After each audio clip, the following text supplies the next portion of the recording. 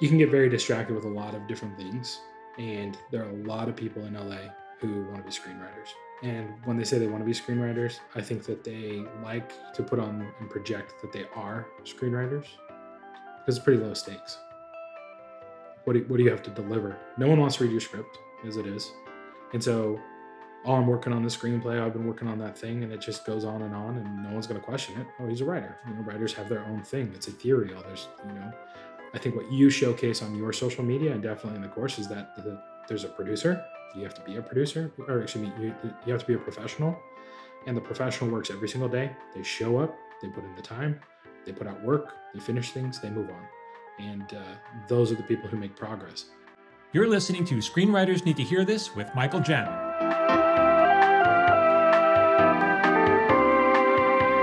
Hey everybody, welcome back. I'm Michael Jamin. I'm here with Phil Hudson. He's joining us again. Welcome back, Phil. I'm back. Thank you for having me. He's welcome back. And today we're doing a Q&A episode. You guys sent in your questions, so we're going to try to answer them as best as we can. And that's it, Phil. Exciting stuff. Hit us up, Phil. Take us in. Sounds good. I mean, just so everyone knows, these questions are pulled from Instagram. We put up a tile, which is just the logo for the podcast, and we invite people to ask questions there. So if you're not following Michael on Instagram at Michael Jamin Writer, you can go there.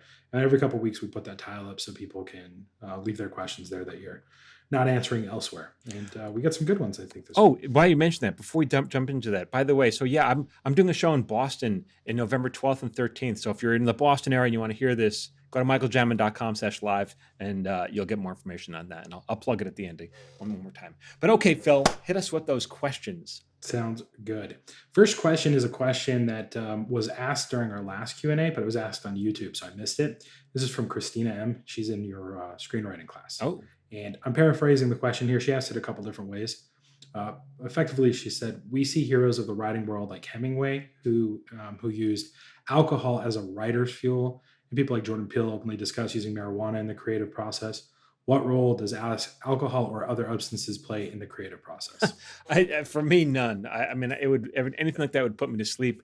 I've never been in a writer's room where people were smoking or drinking. You probably get sued for that now, but I don't know. I mean, if people do that on their own time, that's fine with them. But I don't know. To me, it wouldn't work. It wouldn't be a good combination.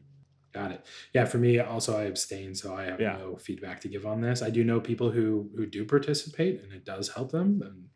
But I think that a lot of that is glorified and romanticized as part of what a writer is, and I don't know that it translates directly to being a professional. Yeah, you're right. Yeah, I agree with that. Back in the day, I think there was talk. There was a time, I think maybe in the early '80s, where drug use was not it was almost common, or at least not common, but it did happen in writers' rooms, but not anymore. I have heard of and seen photos of some of the desks on some of the studio lots, and then there's a random little tray you pull out with a mirror on it. Yeah, it's like, oh, I wonder what this random tray was with a mirror is for. And I've never witnessed that personally, so what do I know? But I'm not that old. I'm very young. Yeah, that's very young, super young. All right, Christina, I hope that answered that question well for you. Dave Crossman, frequent flyer on the podcast. Hello, Crossman. Also a member of the course. He posted a question in the Instagram.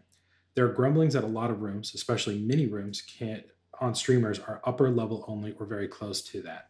For emerging writers, what can they do to help their chances at staffing, besides having a great script and experience as an assistant? Well, the problem is he's talking about mini rooms, which I don't have any firsthand experience with, and that's going to be probably what the next writer strike is over. And so mini rooms are basically when the studios they don't pick a show up to series. They say, we'll think about it. In the meantime, why don't you guys, here's a little bit of money. Why don't you guys write 6 episodes? And here's a couple of bucks to put together a staff of writers.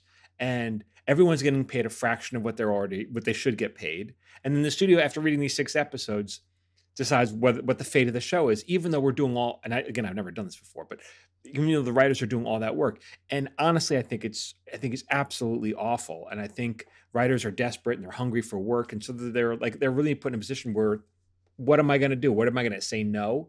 And it's abusive. If the studio, in my opinion, if the studio decides to make a show, they incur the risks. That's what happens when you're in business. If you open up a taco stand, you incur the risk of going out of business, and you buy all the taco ingredients up front. Crossman's asking, so are these rooms staffed with high level writers or low level writers? I don't even know. I don't know what the tendency is. And so he's asking, well, how can a low level writer get into an abusive relationship with the studio as opposed to just a high level writer? I don't know. Hopefully these things end, and hopefully they're resolved, because I don't feel like I don't think it's I think it's a joke, the fact that they're making writers do this. It's a cost cutting scenario, and no writer's happy with it, because you're doing all the same amount of work. So he's saying, well, how can a low level writer break in? I don't really know. I can tell this though from my other experiences on other shows that are not mini rooms. They tend to be staffing low level. It's the high level writers that are having a hard time getting work, because the studio says, well, we have room for 6 writers. Let's hire some cheap ones, as opposed. And so that seems to be the trend, but it'll change tomorrow, and maybe it's different from show to show. So I really can't speak. I can't speak to this question too well. Well, for me, what it sounds like is this highlights the importance of the WGA, Yeah. right? And the reason why having that union or that guild represent all of the writers to arbitrate credits and stand up for unified bargaining rights. I mean, all of this stuff is very important. Yeah. And imagine doing this as just literally someone who's not represented by a mass of people. So you have the weight of the top talent in the world stepping out from the production machine, and we can see that costs millions and millions of dollars to these companies, and that's why people strike. So to your point, I mean, I've heard of this on major studio films. I've heard it kind of down the level over the couple of years. So be interesting to see what happens over the next year or two with this topic. I mean, hopefully I'm hearing there might be a strike next year. It could happen. It could happen.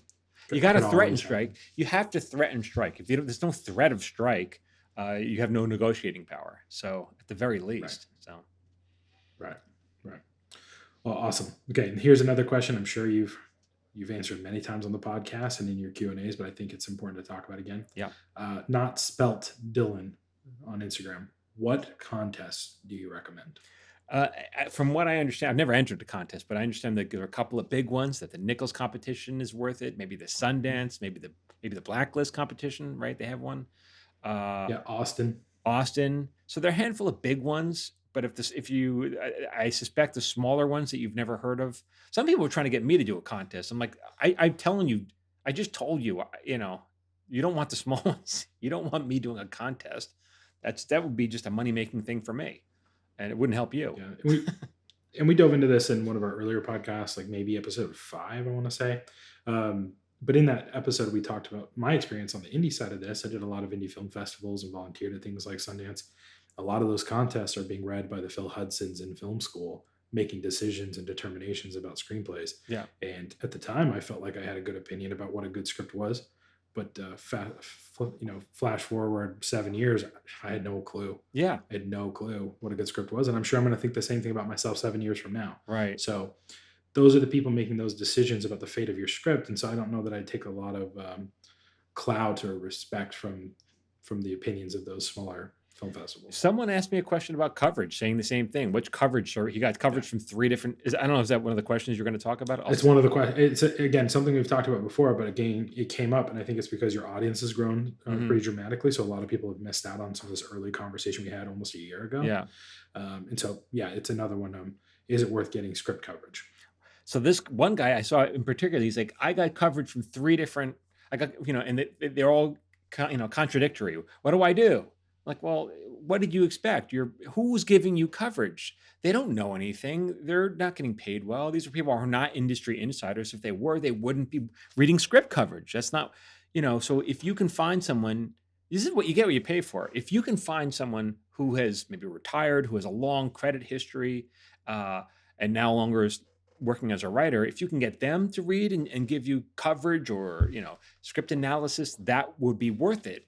But you have to do your due diligence and find out what their credits are and read some of their work. Read their work. If you don't like their work, why would you respect their opinion? And so this is not the case with this guy. I'm sure he just, here's a company that said, here's some coverage. It's like, okay, well, they just took your money. So, but if you're going to get coverage from somebody who knows what they're doing, it's going to cost you. I mean, that's just how it is because you're paying for their expertise. But I would interject and say that a lot of these other coverage services do cost Oh, people, and I don't think it's an exchange of value that merits the ticket price. yeah. Um, when I was first diving into this stuff, 2008, 2009, that was a common thing in the threads to do, was go get script coverage or have a script doctor read and give you notes, and you pay $500 to some of these people to do that. Yeah. And what's the $500. value? Wow. Yeah, what's the value there, man? Yeah. There you go, Michael. There's your next business venture. Just go read a bunch of scripts and make Ching people pay you ching. for them. Yeah, but I would charge I'd charge more than $500 because you got to think about Yeah, it. It's going to take you a couple hours to read it and then type up notes and then a conversation, and you're not paying for, mhm. well, I'm not in the business, but of doing coverage, but you're paying for their years of doing this. They're paying for their expertise. You're not paying for the 2 hours that they took to Sure. read it. But okay. Sure. So last October or November, when we recorded that podcast episode where we talked about this, um, I had some friends from film school that were working at a pretty high level, well known script coverage service Hmm. that is now defunct. They are out of business. Oh yeah. And those two friends do not work in Hollywood. They've never PA'd a day on a Hollywood set. They went to film school. They have the same degree I did. I've offered to get them jobs in the industry. They don't want to take them. They are doing that job. And honestly, they probably get paid more as a PA than they Mm. would doing that job. But I think it feels more like I'm a writer, and instead of feeling like I'm a Oh. coffee fetcher. Oh. But those guys are talking about starting their own thing now, and kudos to them for being entrepreneurs. But I just wonder how much value you can actually get from a service like that when that person's never set a day on set, Yeah. like a real set. Yeah. I don't. You have to do your due diligence as anything. Yep. Okay. All right. Now we'll give credit to that person when I find his question or their question down here. All right. At D Molina 3715. What is a common way screenwriters get fired? Oh, well, let's talk about TV writers. For if you're at a movie and you sell it, and a director is gonna decides to make it, you've already been fired because they're gonna hire another writer to do the rewrite, or maybe the director will do it. The minute you get your paycheck, you've been fired. I mean, it's unusual Mm, for the original writer to work all the way through a project. Usually, they hire like tons of writers, but in TV, the way you get fired is you could have a bad attitude, but also your scripts could not come in well, in professional shape. You could be argumentative. Often it's just like those people disappear. You really, you know, you don't have a lot of time to hide. I was actually thinking about this earlier today. It's like the industry has changed. This is not an answer to the question, but I think it's kind of interesting. The interesting has changed so much. Uh, when I came up, you had a sitcom. You work on the sitcom for 22 episodes, and you go back year after year, and you really learned a lot, and you grow, and you grew, and you came from a school. In other words, like I came from Just Shoot Me. That was the first school, but that which grew out of the Frasier School, which grew out of the Cheers School. So there was kind of like a whole history of a people, lineage. a lineage, like a pedigree, right? And Yeah, so yeah. you don't have that now because those shows just don't exist. And so you might do a show for 8 episodes, then you're out of work and you get on another show. And I think it's going to wind up catching up to the industry in terms of quality because there's so much that you have to learn on the job that you just don't know until it comes from years of experience. We'll see. I don't know, but I suspect that's my feeling. It's gonna hurt the quality of at least comedies. So, but that's not Yeah. the question. How do you get Yeah. fired? Get a bad attitude, don't know how to write. One of those two and things. you've discussed earlier in other episodes and other things you've put on social media that the way you get fired, the way you know you've been fired, is you don't get invited back Yeah, to another season. yeah. You have a contract, right? Exactly. You don't really get fired. They say they're not picking up your option. That's what you hear. So Yeah. Yep. There you go. All right. Hail at Hail_I_B. If a show is in the middle of a story arc that has been horribly received, how do you correct course? you wouldn't know because it takes months to produce these things, and then they usually air them months later. And so by the time a show airs, it's usually not in production anymore. Again, that would be not the case if you're talking about a sitcom that was 22 episodes, because then you air and run at the same time. But now, if it's 8 or 10 episodes, uh, usually it's way too late. It's way too late. It's already in the can. I think in the multicam, you do have the feedback from rehearsals and things like that, right? Well, you have you always have rehearsals, whether it's single or But multicam. it's not. I guess it's not the story arc that you're going through It's in not, a and you're not like, multicam. it's not the audio. You're not expecting to get audience feedback. If if these two characters, the audience doesn't like the storyline, that's a little different than whether the story or not works at the table read or at rehearsal. You'll know if it works. Right. Right. Okay. Awesome. At Nicholas Theriault, is going to an expensive film school like UCLA or USC worth it? By the way, I love your content. Oh. I've been told by my dad if I don't go into engineering or science, I will not be able to make a living. So I've not had much guidance on how to pursue filmmaking. Your channel's so direct and gives golden advice. So thank you. I appreciate you. Happy emoji. Well, son, you're not a new son now. Go to film. Well, here's the thing: is it worth it? The education, the degree itself is probably not worth it, but the education and the context might be worth it. And that just depends. The education depends on who's teaching your classes, and the context of course, your peers in your graduating class, and do you get along with them, and do you stay in touch with them? But you can learn so much. Like if you want to go to film school, it's like a trade school. So you'll learn lighting and editing, and you'll learn what software is used. But if you want to be a screenwriter, you don't need to know how to light. You don't need to learn, all that stuff. It's, do you want to learn it? But if you want to learn Mhm. screenwriting, no, you do not. I didn't go to film school. You just need to learn the craft of screenwriting. You have to learn some way or another, but you don't have to go to film school for that. You could learn, you take a course. Yeah. I'd agree with that sentiment. I think, was it beneficial for me to go to film school and study screenwriting? Sure, in the sense that it forced me to meet deadlines. So I wrote a lot more than I would have on my own. Mm-hmm. So it helped instill some of those habits that I needed. In terms of contacts, I don't know that I got a lot of great contacts out of that or networking. Schools like USC and UCLA, I think so. I think that there are some great networking opportunities there. But going back to advice you gave me when I was asking you, should I go to film school or move to LA?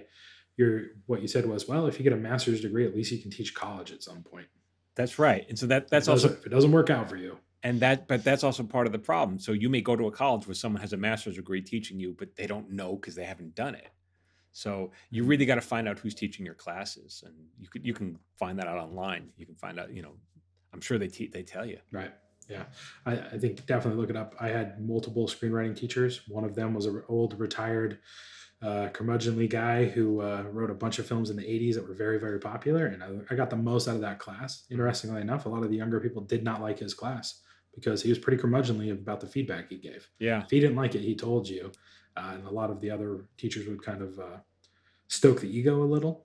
You can Mm-hmm. do it. Don't worry about it. This is like no real feedback given. Yeah. No directness. So if you're willing to submit yourself to some real scrutiny, find a pro and let them rip it apart. Yeah. Yeah. That's how you learn the most. Yeah. Right. So, all right. Yeah. Nicholas has another question as follow up. If you want to become a director, is becoming a screenwriter first and insisting you direct your scripts a good idea? No, if you're going to insist, good luck with that. Who are you going to insist with? The studio? It doesn't work that way. They're not going to trust a 30, even though we low budget, a $30 million movie to see if you've never done it before. You can't, good luck insisting. And you can, sure, they're going to just say they're going to walk, but you can certainly write and direct your own projects. No one's going to stop you from doing that, and do it for free or next to nothing, and hire friends and get people to help. That for sure. Write and direct your own stuff. I encourage you. But you're not in a position to insist anything. You don't have the leverage, unless you put your thing on unless you become a hit on your own, then you'll have leverage. But right now it sounds like insist. Good luck. Good luck, kid. Yeah. And Nicholas, I'd say that if you are considering going to UCLA or USC to go to school and you want to direct, that's probably a good thing to do because you're going to learn the technical aspects of studying film, watching lots of film, looking at things like juxtaposition, mise en scène, the way sound design affects things. You're going to learn how to use cameras. You're going to learn how to do the lighting. Those are all valuable skills, but you don't even need to do that. I mean, you could take a look at Robert Rodriguez. He wrote a great book called Rebel Without a Crew, and he tells you how he made, El Mariachi, which blew up at Sundance and launched his whole career Right. being the filmmaker that he is today. And that book was inspiration for people like John Favreau with Swingers. And they talked about how they just looked at that book as a model to do their indie film. And he didn't go to And film look at school. Is that what you're saying? he didn't go to film school. Yeah. Yeah. Okay. Neither and Robert Rodriguez dropped out of film school All right. because he wanted to make his own film. Yeah. You know. So like there's a path for everything, and it's really just how risk averse you are. Mhm. If you get a lot of scrutiny from your family, it might be really hard to not go to school and not get a degree. But also, But, this you speaks to know, what I was saying earlier, which maybe not earlier today, but this guy's saying, was Nicholas saying, can I write and direct? Can I insist? But you're still asking for permission. You're saying, can I write and direct? You're asking for, don't ask for permission. Do it. It's your money. It's your camera. It's your script. You do it. Write it. right. There you go, Nicholas. Yeah. All right. At L. Barker Film. Why do the amounts of residual checks vary so much? It did I well. think this comes from your social media Yeah. where you open your residual checks, those fabled green envelopes. Yeah. Well, first of all, I don't even care. Like they sell one of my episodes. Like it's an accounting question. Nothing could interest me less than accounting. So what happens is I read an episode and they sell it overseas. Sometimes it's overseas. Sometimes they sell it to this channel. And sometimes this episode will air more times than that episode. And whether or not the studio wants to package it together or lump it together. Sometimes I read it. Sometimes they lump it together, and sometimes it's separate. I don't even care. Like I'm not curious enough to get a lecture on how they count their. As long as I get the money, they want to send it one check or 10. I don't really care. Got it. But it That is, sounds obnoxious, but I'm not interested enough. I'm a writer. I didn't get into this to find out. I have to be an accountant. To do math. Yeah. Yeah. Well, I think you did answer the question, right? The answer is it's based off of what they've sold and what they've produced, and then how many bills they've charged back to the production to prevent from getting get what you got. Yeah. Awesome. Lady K Productions 2021. What does an executive producer do? Depends. It just depends on. There's so many titles and so many. Often there are many executive producers. So like on a TV show, the showrunner is almost always an executive producer, and they are the head writer. They are in charge of making all the creative decisions. But there are also non-writing executive producers. There can be managers who represent talent, that negotiated the title. They can just be people who have a production company who help facilitate the direction. Maybe they bought the IP that it's all based on. Maybe sometimes these people don't even show up to work, which is just fine. They might have a parking space outside the lot, and you never ever see them. Sometimes a co-executive producer, which is a writer, will get promoted after several seasons, and they might become an executive producer, although they don't have any of the responsibilities or even the money that the other executive producers have. It's just a title bump. It just depends. So there's no easy answer for that, but yeah. Doesn't really matter. Gotcha. But when we think about executive producer, traditionally we are thinking about the showrunner, the head writer, the one who. Well, sometimes people think probably sold the show. Sometimes people think executive producers are in charge of wrangling, getting all the money, and maybe in film that might be the case, but in TV they may facilitate some of that. It just depends on how much clout you have. I mean, you could be, the hairdresser to the star, and the star says you're an executive producer. Okay. It's like that. I heard some grumblings from people through the grapevine that, if Phil Hudson's an associate producer, what do I have to do to be an associate producer on Tacoma FD? I was like, oh, really? Yeah. You got to hustle. You got to hustle and put your time in. Understand what plumbers to call and how to negotiate a cleaning contract. That's what you got to do. Yeah. Well, make yourself invaluable and work for a couple of years, then you'll get bumped. Hey, it's Michael Jamin. If you like my videos and you want me to email them to you for free, join my watch list. Every Friday, I send out my top 3 videos. These are for writers, actors, creative types. You can unsubscribe whenever you want. I'm not going to spam you, and it's absolutely free. Just go to michaeljamin.com/watchlist.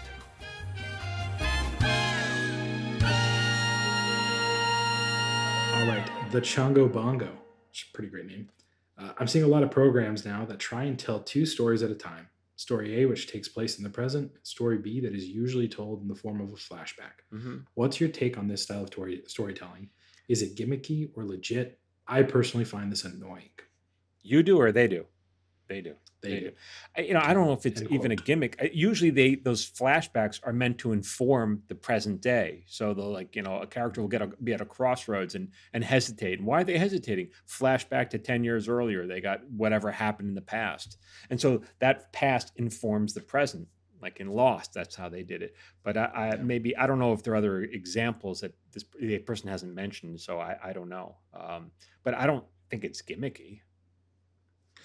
Yeah, I think, when we kind of what it boils down to, I think there's a lot of people with strong opinions about what writing devices or story devices you should be using. I remember people knocking down voiceover and knocking down a bunch of other things, but they serve wonderful purposes. Look at American Beauty, which won an Oscar, and it Hmm. starts with voiceover, Yeah. right? And it tells you how it's going to end in the first 5 seconds of the entire thing. So I just think at the end of the day, you have your own style, and if that annoys you, don't write that way. And if it you feel like it's gimmicky, write something better. Right? Use some other literary device to improve the quality of your writing to Hmm. show that you don't need that type of flashback to tell that same story. Yeah. Yeah. Flashbacks are convenient. I mean, they can be very helpful, but if you don't want to do it, don't use it. Yeah, I think it'd be really funny too. I mean, take a look at New Girl on Fox, right? That show, they use flashbacks for some of the funniest moments to inform things. Like Schmidt in the douche jar, they were pulling out like all the douchey things Schmidt had done Right. and had to put money in this jar. And those are some of the funniest things I've ever heard Right. or seen on TV. They Yeah. wrote a whole book about it. It's an opportunity for a good Yeah, laugh. Right. Right. yeah, transmedia.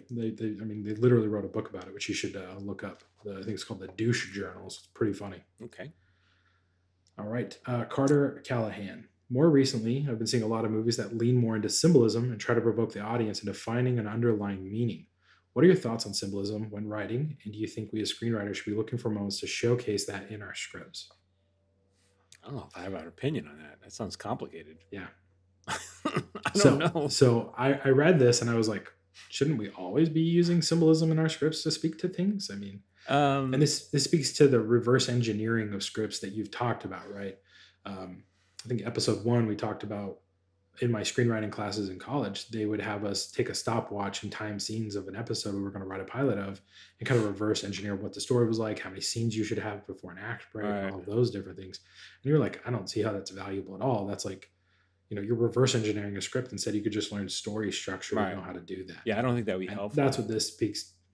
This to me is similar to that, where the symbolism to me might be a technique that you can use to elicit emotion without having to hang a hat on it. I mean, look at the first season of Mayans. Did you ever watch that? No.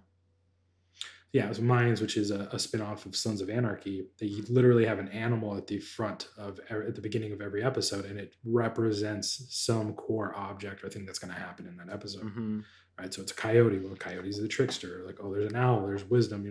It plays off of those different things. Well, you can I use symbolism to elevate, but that would be like the last Sure. thing that I would put in the script. The story is certainly the most important thing to do.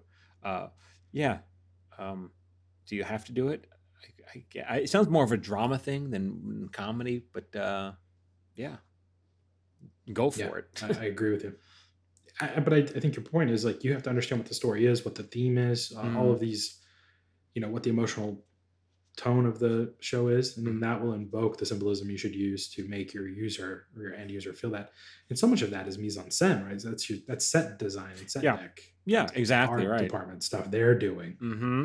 Right. So, Right. Dead flowers on a scene instead of live flowers. Okay. The relationship's yep. dying. Okay. There's your symbolism. You know. The example you've used before, Marin, and having Marin blurry in the background Yeah. images and slowly come into focus as the season progresses. Right. Right. So that's a beautiful nuance of film that makes me want to cry. It's so beautiful when you Hmm. really get down to the detail of it. But that's not something you necessarily need to stress about as a writer because you're not planning.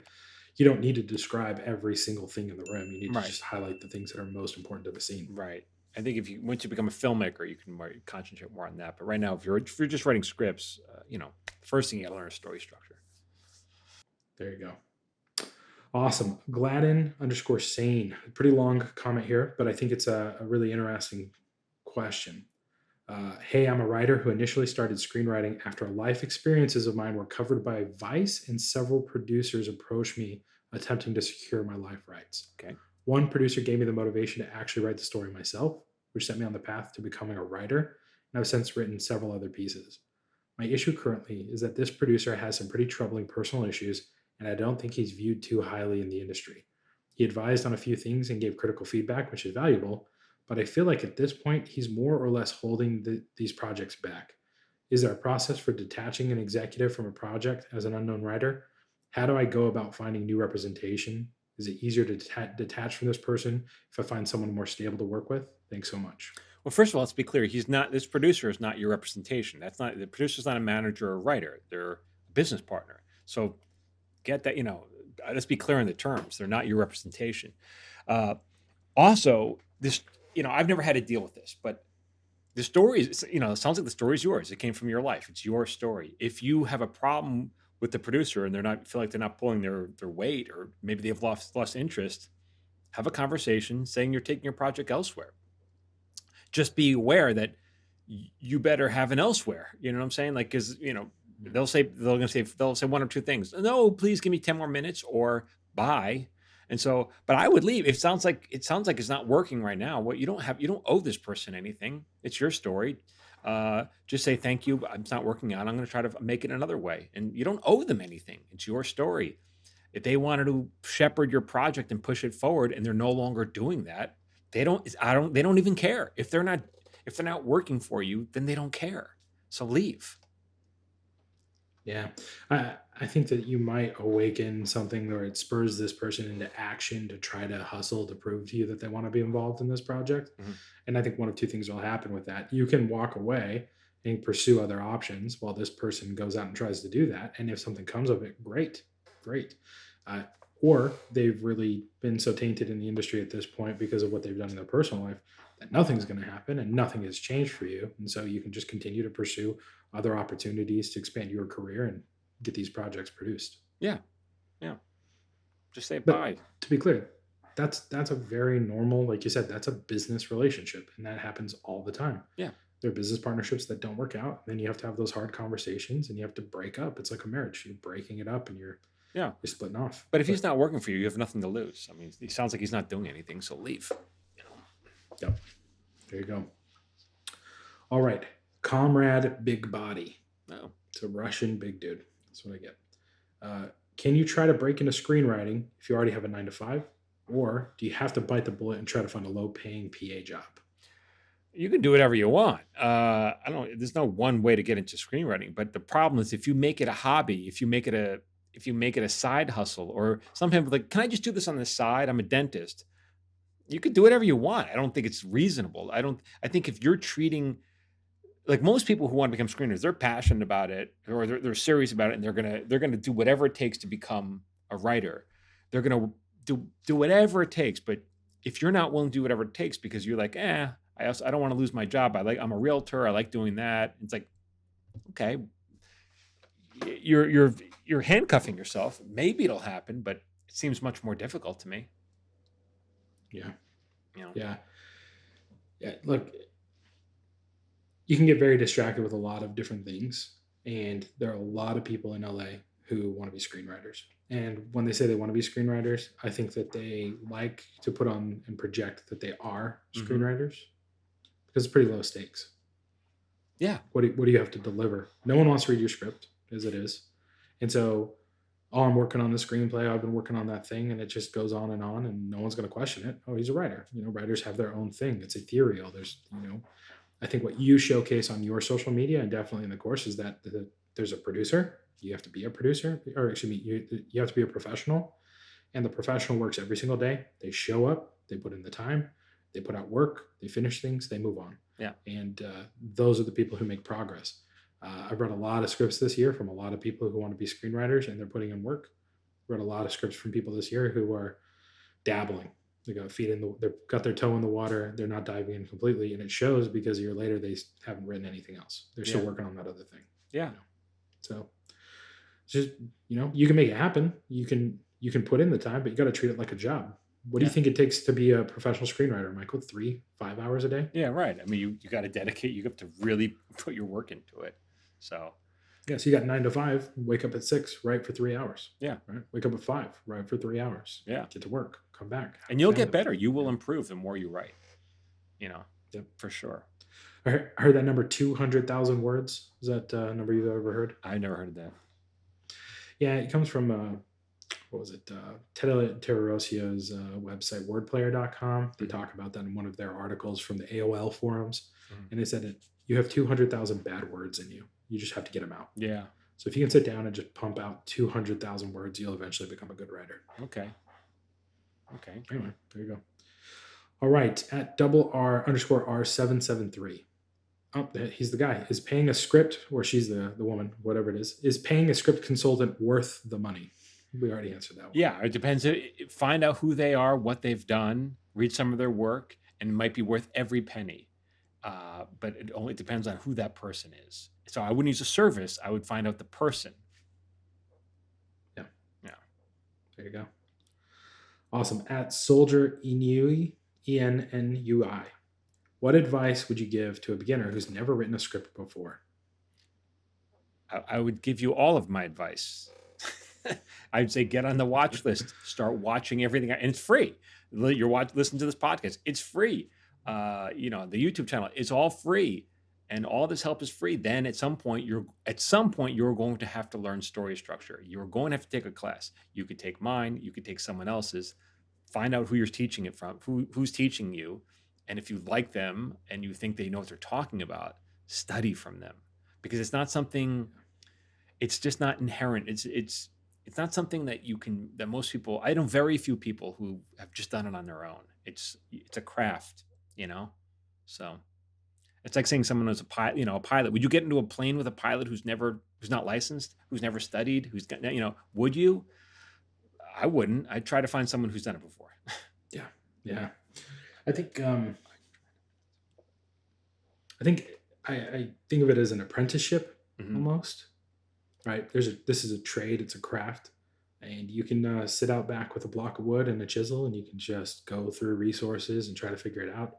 Or you can sit down at the feet of a master who does it and has been doing it for 20, 30 years and watch the way they place the chisel, and you can observe them, and then they will give you a block of wood when you're ready, and then they will give you feedback on how you're holding that chisel and explain why this chisel versus that chisel will get this effect. And there's just a whole level of nuance to it that you don't get unless you're, again, sitting at the feet of a master. And I don't think you would call yourself a master. I think many of us would, right? I mean, you've had a long career doing this for a long time on a bunch of shows everyone can watch right now. So I think it reflects the level of understanding that you have.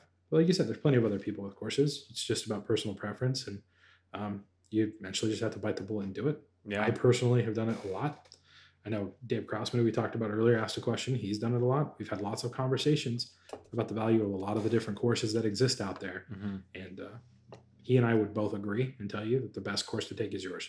And that's just, you're not paying me to say that. That's a sincere, the value of that course is undescribable. And I think everyone can benefit from diving into that. I appreciate that. As you could tell, even when I'm doing my videos on Instagram, TikTok, I'm like, I want to give you as much as I possibly can to, I'm always thinking about, well, how can I give you a little bit more, Yeah, absolutely. Awesome. Let's see. At JChan1215. You think that's Jackie Chan? I definitely think it's Jackie Chan. It is probably Jackie. All right. Are there any pitfalls or disadvantages of writing a biographical film for a person still alive? I don't know. I'm not a lawyer. I don't know the legality of that. I don't know. If they're in the public domain, maybe you can. I don't know. I'm afraid I can't answer that. Yeah. I don't know that they would be in the public domain if they're still alive, just by default. But there is a really interesting book I would recommend called Freedom for the Thought That You Hate. It's all about the First Amendment, and it talks about celebrity and what is celebrity, and the famous case that basically allows you to write about people who are considered celebrities because they're giving up their rights because they exist in the public realm. Right. And again, I'm not an attorney. You're not an attorney. This is not legal advice. Definitely contact an entertainment lawyer about it. But if that person is truly a celebrity, you're probably okay to write something. Doesn't mean it's going to be made. There's a high chance that those people are going to try to put some type of block on you doing that. Right? They probably have more money and more power than you do to stop that from coming out. And you have to find something that's interesting enough for a production company or a studio to want to make. And odds are they would probably just go to that person if they wanted to have that thing made. Yeah, I mean, the bottom line is your script is a writing sample. So if you think of it as a writing sample, fine, then do it. Just don't expect to sell Yeah. it. But if you know, or you can come up with an original writing sample and write about that. It's really about the quality of your. You have to look at it that way. You know. Yeah, I think that's one huge nuance that you've brought to the screenwriting world, Hmm. at least on the internet, is that writing is not to be sold. Writing is a sample. Yeah. Is it good? Could it be sold? Sure, it might be sold.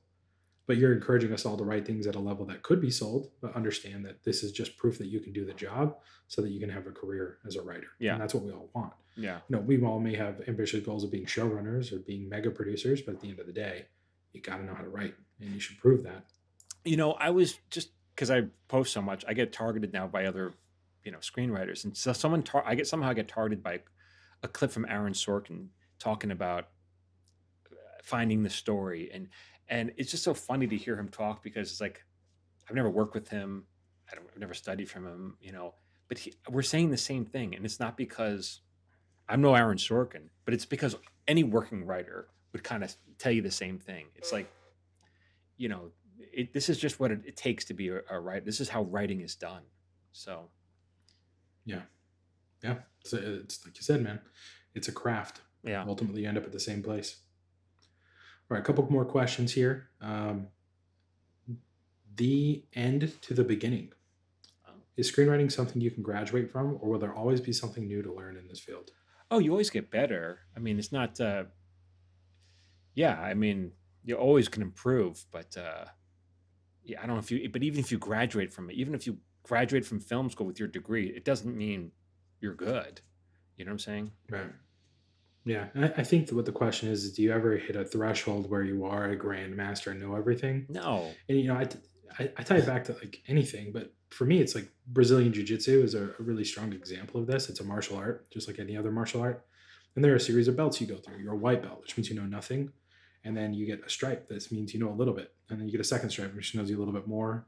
Third stripe, a little bit more. Fourth stripe, you're okay. And then you get a blue belt. And then you spend like 2 years as a blue belt.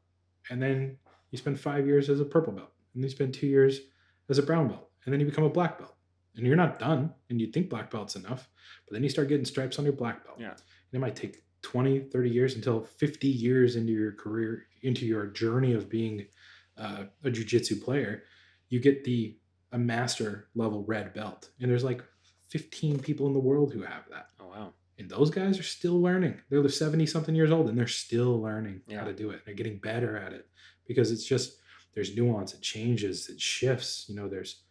There's just, you bring something new, someone else teaches you something new, and it's just a living entity. And I mean, look how writing's progressed in the last 200 years. Yeah. Right. It's just a different format, different medium, and it's going to continue to do that. Yeah. Right. All right. And last question here at Kev_Matthew_McGennery. What makes a script or someone's writing good in your opinion? As in, what do you like and or look for? Right. That's kind of easy. If you read someone's script and you want to turn the page to find out what happens next, it's a good script. That's it. It doesn't matter whether it's a thriller, a drama, a comedy. If you want to turn the page to find out, it's a good script. And if you don't, and most don't, it's not.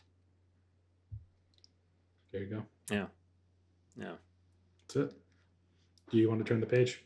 Do you want to turn the page? No, there are Awesome. other things I look for when I'm writing. I like to see whether the act break pops. I like to see whether the dialogue is crisp and fresh and the joke's original. But all that will determine whether I want to turn the page as well. Right. There you go. Pretty straightforward. I Yeah. think it just echoes and reiterates what you've been saying for almost a year, Michael. Yeah. Isn't Yeah. that wild?